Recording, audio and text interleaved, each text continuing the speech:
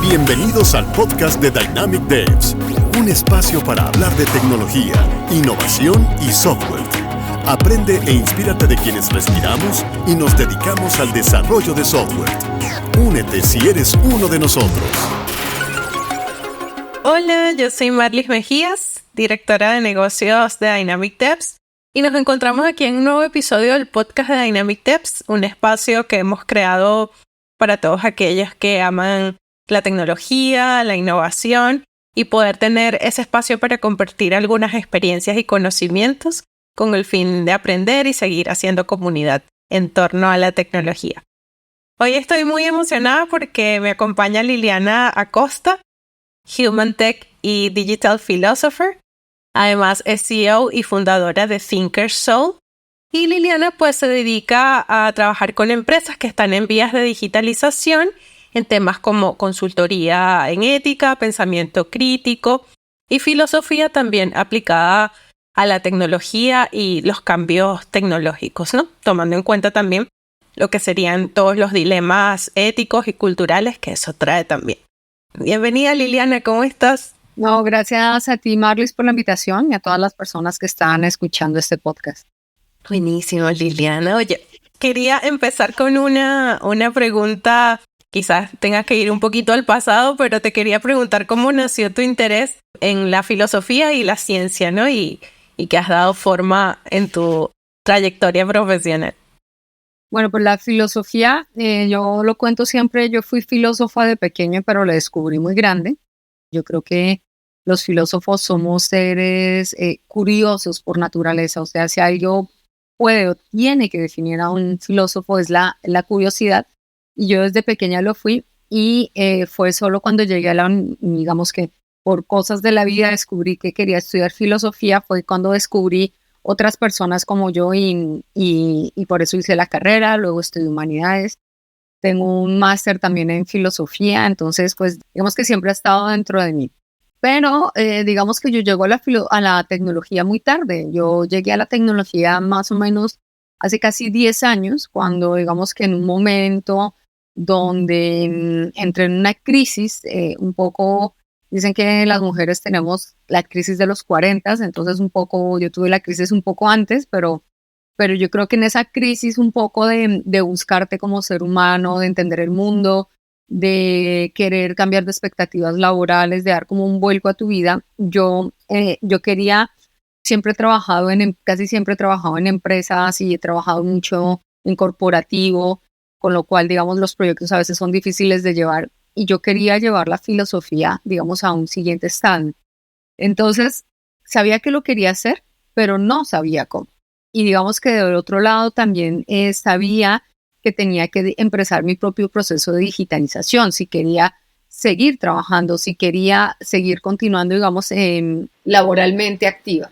Entonces, es cuando yo decido hacer un máster en Digital Business, y es cuando, digamos, es como si yo hubiera llegado con las piezas del rompecabezas sueltas y poco a poco se fueron uniendo poquito a poquito para que, digamos, para dar nacimiento a mi consultora que se llama Thinkersoul. Entonces, soy una humanista que ha ido hacia la tecnología. Buenísimo, Liliana. Sí, además que son temas que van de la mano y a veces lo pasamos por alto, ¿no? Y específicamente en Thinkersoul, ¿a qué te dedicas? ¿Cómo ayudas a esas empresas que están en vías de digitalización? Pues mira, yo Thinkersoul nace en el 2017, que es justo cuando terminó el máster. Y en primera instancia, yo como trabajé mucho tiempo en consultoría, digamos que yo me daba cuenta que la consultoría se caía por muchísimas cosas, pero cosas que eran fácilmente previsibles y que se podían solucionar, pero que no se solucionaban por problemas humanos. Entonces yo decía, si eso pasa en estrategia, en una consultoría, pues ¿cómo va a pasar en una estrategia de transformación digital? El problema es que cuando tú no hacías cosas en una estrategia de unas compañías, antes de que se hablara de digitalización, hablabas de estrategia, pues como que nadie se daba cuenta. Ahora, el problema era que si tú no te transformabas digitalmente, si tú no seguías la estrategia digital, ya no era que nadie nadie se iba a dar cuenta, no, es que todo el mundo se iba a dar cuenta, pero sobre todo te iban a despedir. Y digamos que durante el camino de encontrar un poco mi vida digital, yo pasé de muchísimas vueltas. Entonces, qué fue lo que yo pensé? Si tal vez yo hubiera tenido una persona que hubiera ayudado a pasar este trance, pues no hubiera estado tanto tiempo.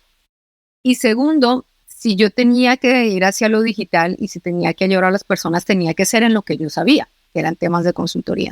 Lo primero que yo pensé es, para mí las personas necesitan más pensamiento crítico en las empresas y a mí me gustaría enseñarles a pensar de manera crítica. El pensamiento crítico es como la herramienta que tenemos los filósofos para trabajar. Y de otra manera, de otro punto de vista, que eso era ya, digamos, una etapa muy primigenia, yo entendía que la tecnología tenía que ser la nueva, digamos, cuando yo empecé a trabajar en esto se hablaba de la sostenibilidad, pero pensabas un poco en la sostenibilidad del planeta, en los procesos, ¿sabes? En no contratar niños, en pagar buenos sueldos, pero yo, digamos que en ese momento entendí que la sostenibilidad iba a avanzar hacia ya pensar que si vamos a despedir personas, ¿qué vamos a hacer con estas personas? Si vamos a poner una máquina, ¿cómo vamos a hacer para que esa máquina trabaje con otras personas? Y ahí vamos a necesitar muchísima ética. Entonces fue como una etapa primigenia en hacer asesorías en temas éticos. Pero bueno, imagínate, esto hace casi 6 años, cuando yo les hablaba a las personas, el 80% no entendían el discurso. Sí, me imagino. Igual hablamos mucho de transformación digital, pero esa transformación digital también es humana, ¿no? A veces pensamos claro, que solo involucra la tecnología, pero creo que en mayor parte involucra también a los seres humanos. Y es allí como cuando mencionas que también la ética tiene mucho que ver, ¿no? Entonces me gustaría como que nos contaras desde tu perspectiva, porque es importante considerar la ética en el desarrollo de nuevas tecnologías y pues todos estos productos que se pueden derivar de esas tecnologías. Primero me gustaría un poco retomando lo que acabas de decir, y es que a mí me parece que transformación digital lo hemos entendido mal, que las máquinas no se transforman, o sea, las máquinas ya nacen digitales, ¿sabes? Entonces, los llamados a transformarnos digitalmente somos nosotros. Y cuando yo empecé a trabajar en estos temas, era gracioso porque cuando tú le hablabas a la gente de transformación digital, lo primero que pensaban eran máquinas y no en una transformación propia. Entonces yo les decía, no, es que transformación digital es transformación personal. Entonces eso fue uno de mis primeros lemas. Entonces eso para retomar un poco. Y digamos que en las nuevas tecnologías la ética va a ser muy importante por lo siguiente. Nosotros digamos que la inteligencia artificial está muy cerca estamos a 2 años de cumplir 70 años de existencia. Se creó en el año 55. Y tan solo hace 10 años empezamos a ver los grandes problemas que la humanidad puede empezar a tener con la inteligencia artificial. Y no sé si recuerdas el algoritmo de Amazon que no contrataba mujeres en tecnología, el tema de Cambridge Analytica, que yo creo que la gente aún no ha entendido la gravedad que representó esto para nosotros, los algoritmos con sesgos, el tratamiento de los datos. O sea, nosotros vamos a tener problemas que cada vez irán a peor. Y digamos que así como, digamos, a lo largo de la humanidad, pues los humanos hemos entrado en consensos para no hacernos daño ni matarnos, a pesar de que han existido guerras. Pero, por ejemplo, la bomba atómica existe desde el principio del siglo pasado, pero que podría ser muchísimo más letal que la inteligencia artificial, porque podría acabar con toda la vida en el planeta. O sea, no es que nos dejaran rezagados como la inteligencia artificial, sino que podría acabar con toda la vida en el planeta o exterminar una determinada parte de la población. Pues incluso hasta para eso hemos podido poner, digamos, normas y hemos podido lograr llegar a cierta clase de consensos, a pesar de que siempre hemos vivido con el riesgo de una bomba atómica. Y pues en este caso es exactamente igual. Lo que pasa es que sí estamos ante una encrucijada que nunca la humanidad se había enfrentado, y es que puede haber algo que nos sustituya en muchísimos campos, puede haber algo que incluso pueda llegar a tomar el control y que nosotros no seamos capaces de controlar como una bomba atómica. Entonces, para todo lo que se viene con la inteligencia artificial, tenemos que echar mano de la ética. ¿Y por qué? Porque digamos que el problema de la ética es básico. O sea, el problema de la ética es el problema entre el bien y el mal. Es la reflexión acerca del bien y el mal. Y nosotros en este momento estamos en un momento donde tenemos que entender que a veces hay cosas que pensamos que están bien, que no están bien, y hay cosas que están mal y que tal vez que no las estamos viendo tan mal como deberíamos verlas, o que estamos aceptando cosas malas, o que simplemente no estamos viendo el lado positivo. Tal vez que nos estamos enfocando mucho en el negativo y tal vez no estamos viendo el positivo. Entonces es acá donde viene la ética, ayudar a pensar toda esta clase de situaciones y a dar un poco de claridad, porque, digamos, si fuera tan fácil entender qué es el bien y el mal hoy, pues no estaríamos en esta clase digamos, de encrucijada. La humanidad no estaría tan asustada, ¿sabes? Sí, totalmente. Además, como quizás algo también un poco desconocido para las personas en general, o bueno, incluso para quienes trabajamos en tecnología, a veces nos ponemos mucho del lado de ver todas las oportunidades que existen, pero quizás no pensamos del todo en las implicaciones que va a tener a futuro eso que estamos creando, ¿no? ¿Qué recomendaciones nos podrías dar para abordar el desarrollo de quizás de nuevos productos basados en AI para abordarlo un poco de manera un poco más responsable o ética, digamos? Mira, yo creo que el primer paso en cualquier inteligencia artificial, lo primero que tú tienes que pensar es en los datos, en dónde estás extrayendo los datos para trabajarlos, ¿sabes? La inteligencia artificial, digamos, ¿cuáles son las mayores bondades de la inteligencia artificial? Que sea predictiva, que maneje millones de información en tiempo real, que que es personalizada, ultra personalizada, o sea, que podemos ir al punto. Pero un gran problema, cuando la gente habla de los sesgos en la inteligencia artificial, muchas veces dicen, no, es que la inteligencia artificial tiene los sesgos del programador. Y no es verdad. Muchísimas veces la base de datos de donde tú la estás sacando, te puede ser muchísimo de Internet, porque la gente no sabe que todo lo que hace Internet genera un dato.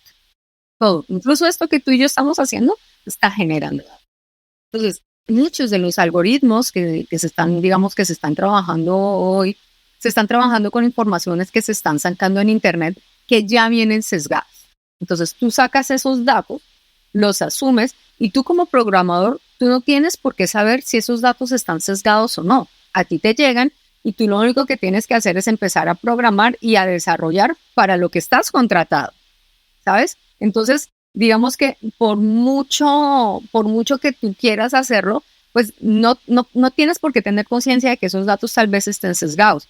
O porque muchísimas veces, a pesar de que cuando yo le explico a la gente qué pasa cuando tú aceptas una cookie, es que tú no estás aceptando una cookie para una compañía.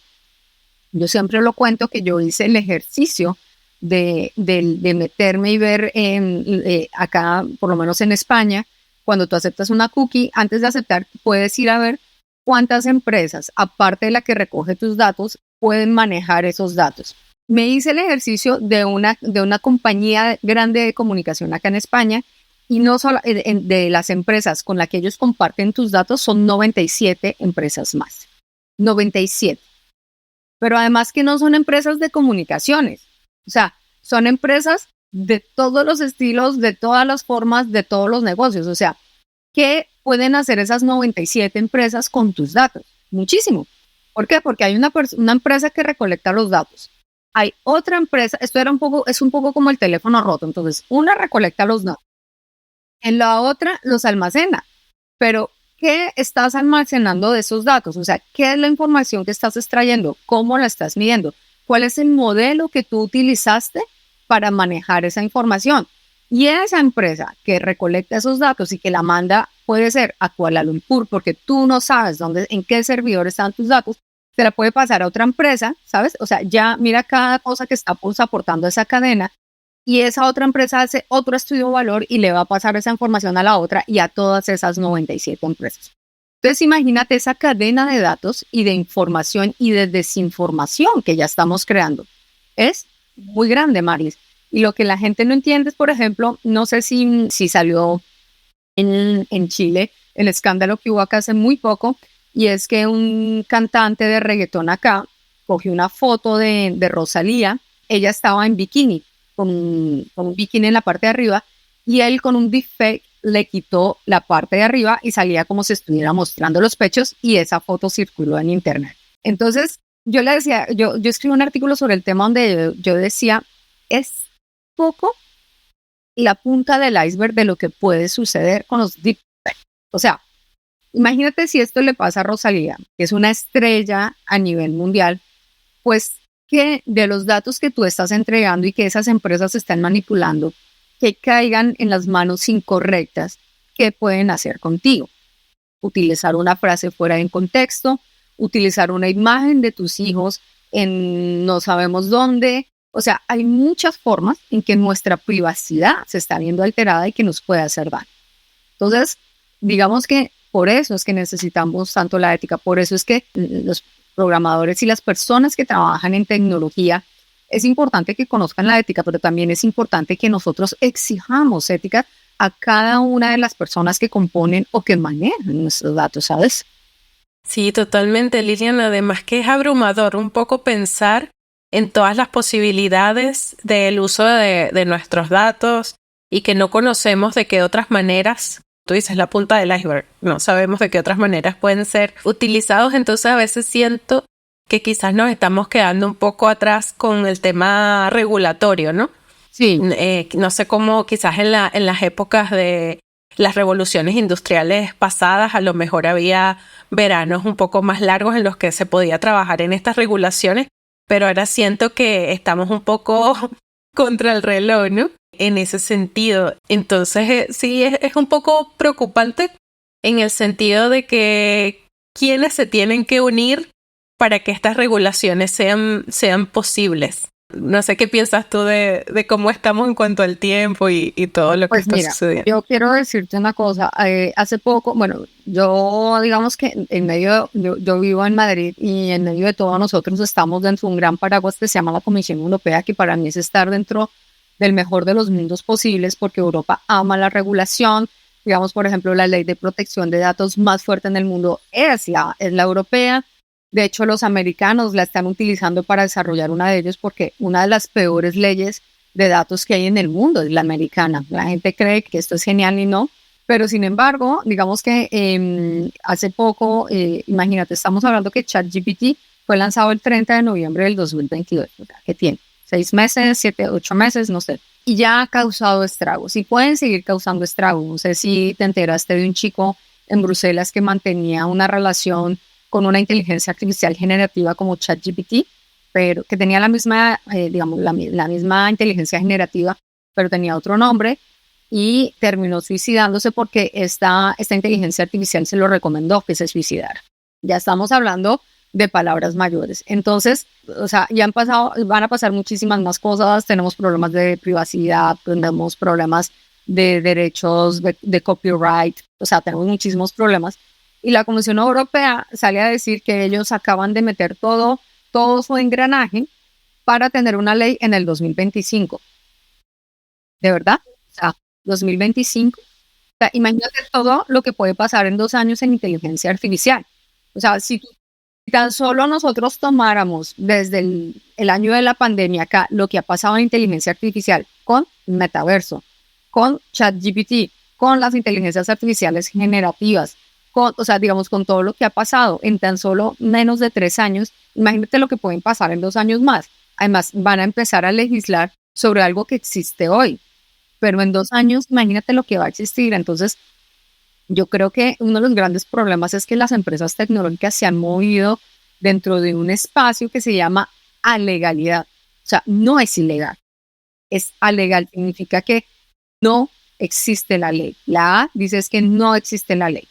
Entonces, pueden hacer lo que quieran y Facebook ha hecho lo que ha querido justamente porque no existían las leyes, pero sobre todo porque los gobiernos, hasta que el político no entiende lo que tiene que legislar, pues tiene que mandar a hacer un estudio a una universidad o a una empresa, hacer muchísimas cosas. Entonces yo creo que uno de los modelos, uno de los mejores modelos que se han inventado y que ya existen países que están haciendo estos modelos es la unión entre la industria, las universidades y el gobierno. O sea, tiene que ser una tríada. O sea, no puede estar la Comisión Europea trabajando por allá sola y las empresas haciendo otra cosa y las universidades, yo por ejemplo en este momento que estoy investigando por otro lado, ¿sabes? Porque estás perdiendo tiempo, recursos, o sea, por muchísimas cosas. Entonces me parece que la solución es crear un gran movimiento a nivel mundial, porque es que ya nosotros no hablamos únicamente de Europa, Necesitamos que el mundo entero se una para empezar a crear unas grandes leyes sobre estos temas, pero que salgan rápido. Pero nosotros, o sea, yo no puedo esperar a que la Comisión Europea saque una ley en el 2025. O sea, Claro. ¿qué vas a legislar en el 2025? ¿Sabes? Que quizás van a haber ya otros desafíos diferentes, ¿no? Para ese momento. Para lo que están legislando tal vez ya esté superado, ¿sabes? Sí, y muchas veces, además del manejo de los datos y por ejemplo esto que le pasó a Rosalía, a veces vienen incluso miedos que parecen un poco sacados de películas de ciencia ficción, sabes, los cyborgs nos van a dominar y todo esto. ¿Qué piensas de esas posibilidades que, bueno, uno se imagina? A ver, yo creo que el cine, hay que entender un poco la historia de la inteligencia artificial para entender las películas. Básicamente la inteligencia artificial nace como movimiento, o sea, el nombre aparece en el año 55 y entonces se reúnen las mentes más poderosas en Estados Unidos, los que son los padres de la inteligencia artificial, como Marvin Minsky, como Claude Shannon, como John McCarthy. Ellos tres crean este grande movimiento e invitan a las mentes más inteligentes para que en el año 56, una conferencia que se llamó la conferencia de Dartmouth, se reunieran para pensar lo que tendría que ser la inteligencia artificial. Entonces, ¿qué pasa en esta conferencia? Como vienen personas tan prestigiosas, Marvin Minsky, que es el padre de la robótica, de hecho, y uno de los padres de la inteligencia artificial, saca un artículo en el año 1961 diciendo para el final de esta década, o sea, para el inicio de los años 70, ya el mercado va a estar inundado de máquinas, mejor dicho, los robots nos van a atacar, bueno, digamos, empieza a hacer estas prescripciones. Pero ¿qué pasa? Que a pesar de que ellos tienen las ideas y saben cómo hacerlo, en ese momento no existe la tecnología para hacerlo. Lo mismo que está pasando en este momento con el metaverso. No existe aún la tecnología para poderlo hacer. Entonces, o no encuentran la tecnología, como digamos, por muchísimos motivos no pueden desarrollar eso, aparece lo que se llama el primer invierno de la inteligencia artificial. Entonces, el invierno significa que son momentos donde todo el mundo dijeron, no, esto es pura mentira, esto es pura chatarra, todo lo que dijeron es mentira. Pero sin embargo, digamos, en ese mismo momento empiezan a aparecer las primeras películas acerca de robots, acerca de posibles colonizaciones, aparece el cyberpunk también. O sea, es un movimiento dentro de la ciencia ficción que se ocupa únicamente de hablar de futurismo, de robots, de inteligencias artificiales, a pesar de que ya habíamos tenido Asimov en los años, desde los años 30. Entonces, digamos, empiezan a aparecer toda esta clase de películas basadas un poco en estas expectativas que nos dan. Pero, ¿qué pasa? Las expectativas no aparecen porque no hay la tecnología, pero sigue habiendo. Entonces, nosotros contamos, digamos, la primera gran película que nosotros tenemos es Terminator, luego le sigue Blade Runner, ¿sabes? Y luego siguen apareciendo películas, pero la tecnología no avanza. Por motivos, digamos, muy externos a lo que sucede, que no tiene nada que ver con la inteligencia artificial, que la inteligencia artificial logra tener su primera primavera hacia los años 90. Entonces, es ahí donde realmente aparece la inteligencia artificial. Pero durante todos esos años, o sea, la literatura, el cine, se ha cebado con estos temas. O sea, yo que me muero por el cyberpunk, por ejemplo, por todo el movimiento, por las películas, me encantan, siempre se los recomiendo a las personas. Cuando tú lees, por ejemplo, el Snow Crash, que es el libro de donde se inventa el metaverso, donde sale la palabra, donde cuentan que es el metaverso, que se escribe en el año 91, cuando tú lees en el año 91 lo que está pensando este personaje, tú sientes que ni siquiera está viviendo hoy, sino que está viviendo por allá dentro de 20 años, ¿sabes? Porque ya cuenta un metaverso avanzado. Entonces, claro, cuando tú empiezas a ver un poco que la inteligencia artificial funciona, pues empiezas necesariamente a pensar en todas esas cosas y a decir, uy, Terminator sí, uy, Blade Runner con los replicantes sí, uy, Snow Crash, de pronto con el metaverso sí, pero es porque hemos empezado, digamos, es porque nosotros tuvimos una aproximación a la tecnología no desde el punto de vista tecnológico, sino desde el punto de vista de la literatura.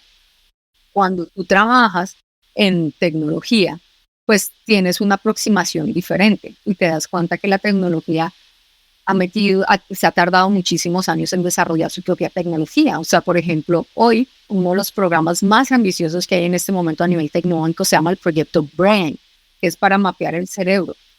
No han avanzado. ¿Por qué? Porque no existe todavía la tecnología. Y estamos en el año 2023. O sea, tenemos todos los medios, pero no tenemos aún la tecnología. El metaverso puede que salgan 2 años, pero no hay la tecnología. Entonces, te das cuenta que los procesos son más complicados y que sobre todo lo que nosotros tenemos que entender es que la tecnología siempre se va a mover hacia el uso que le dé el usuario final. Pensemos en Facebook.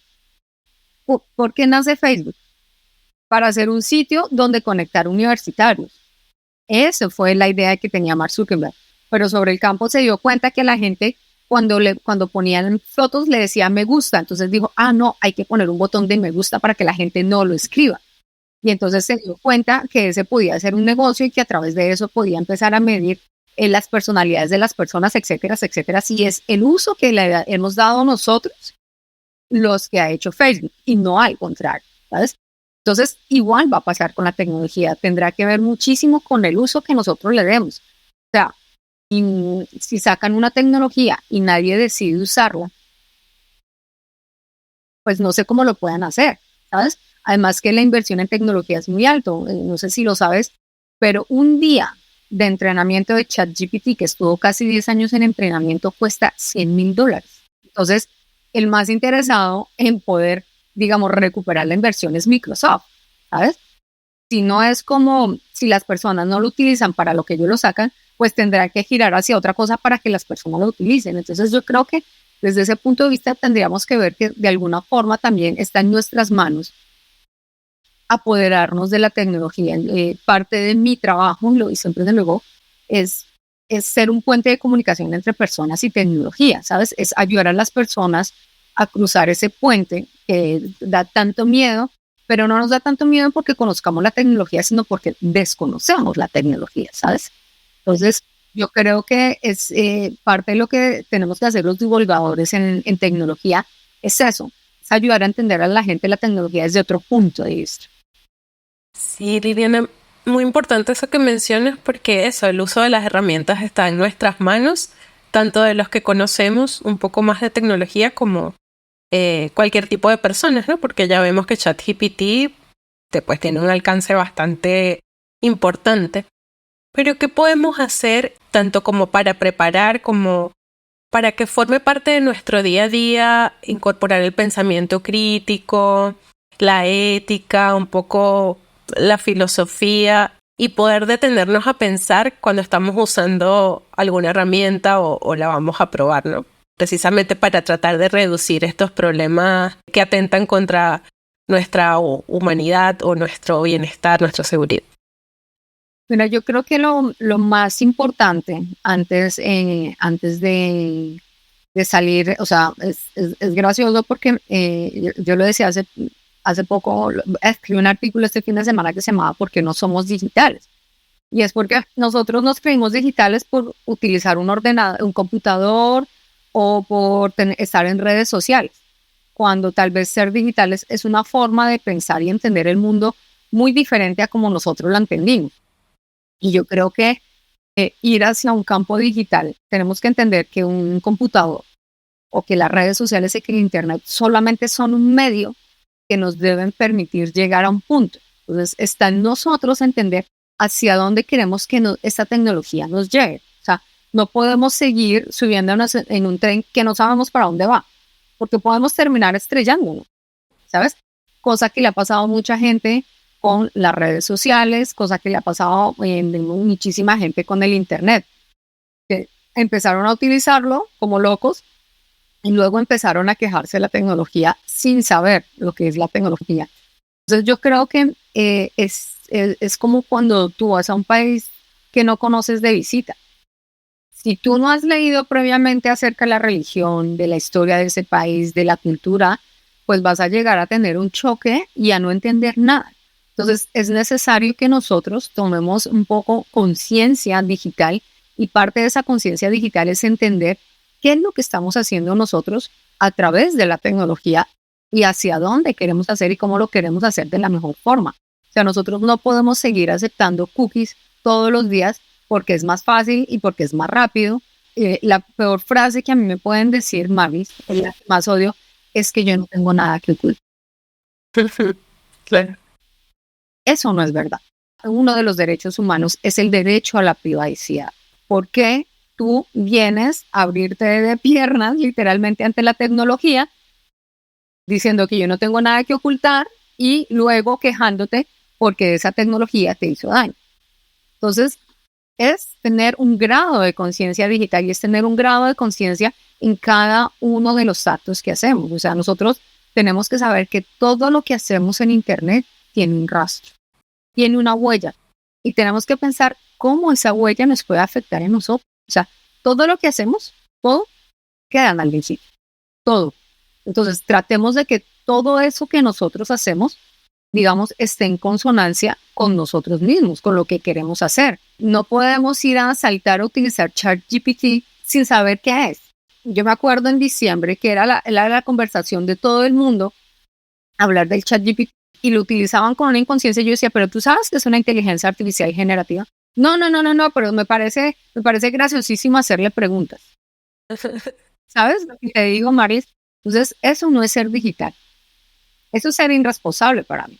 Entonces, primero averigua cuál es el ChatGPT, qué puede hacer con tus datos, que para qué están útiles, para qué sueltan eso, para que el mundo entero lo entrene y cómo puede venir en tu contra. Y ahí sí, toma la decisión, ¿sabes? Ahí la tomas con causa. Dices, bueno, sí, yo sé que puedo utilizar mis datos, pero no me importa, lo hago. Pero no te vengas a quejar después de que ChatGPT utilizó datos tuyos para entrenarse.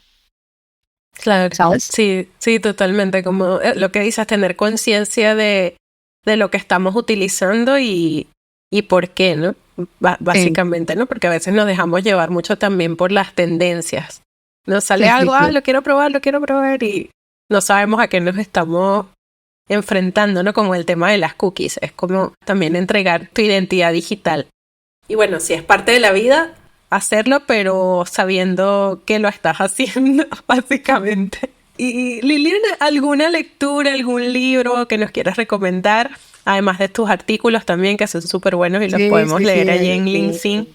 Bueno, hay un libro que me parece que ya tiene unos años, del 2007, pero que, digamos, para mí tiene muchísima vitalidad y se llama Vida 3.0 y es un poco, te explica de manera, digamos, que todo el mundo puede entender hacia dónde se va a mover la inteligencia artificial en diferentes dominios. Entonces, yo este libro se lo recomiendo a todos. Mentiras, 2017 es el libro.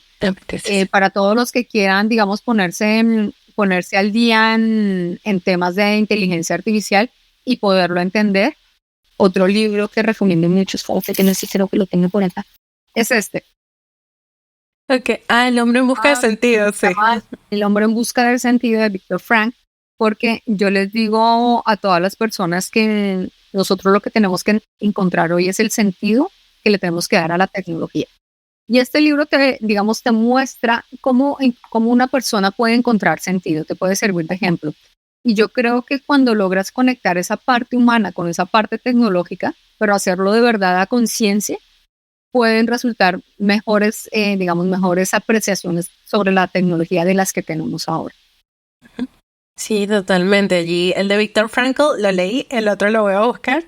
Sí. Y bueno, me cuelo aquí en las recomendaciones con Homo Deus de Yuval Noah Harari, que también lo he estado leyendo y es, wow, uno a veces da por sentado muchas cosas que no sabe la conexión que tenemos como seres humanos con el mundo, con los animales, con la misma tecnología y bueno, eso también nos ayuda bastante a tener un pensamiento un poco más crítico, ¿no? Conociendo la historia.